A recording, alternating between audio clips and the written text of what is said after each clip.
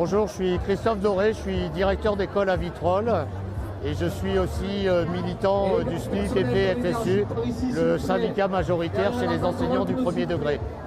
Alors c'est vrai qu'on assiste aujourd'hui à une énorme mobilisation des enseignants du premier degré qui réagissent très fort contre la loi Blanquer et les raisons elles sont multiples.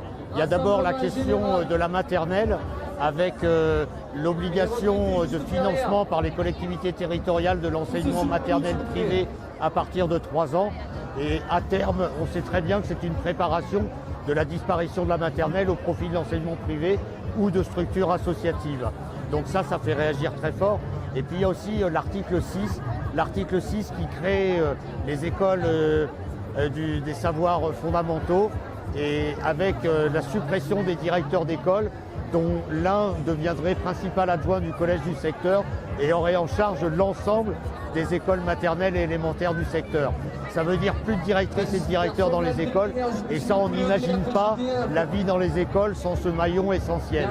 Alors le rattachement des écoles au collège, bien sûr on y voit la fin de l'autonomie du premier degré, la fin de son indépendance et puis aussi la fin de son organisation.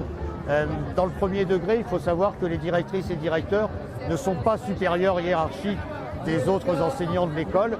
Nous sommes sur le même pied d'égalité et ça permet un travail en équipe, ça permet de fédérer une équipe, ça permet de construire des projets vraiment au plus près d'une équipe extrêmement soudée et ça, c'est un des leviers les plus forts du fonctionnement et de la réussite dans les écoles maternelles et élémentaires.